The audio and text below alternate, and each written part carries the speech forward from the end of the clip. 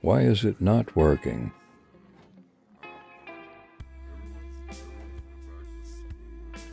It could be due to this bad transformer, which reads OL on the 24 volt side. Ended up replacing it. After all that, the fuse kept tripping, pointing us towards a low voltage short.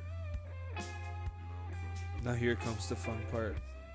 In order for us to find the short, we're gonna have to isolate our loads and test our circuit wire by wire.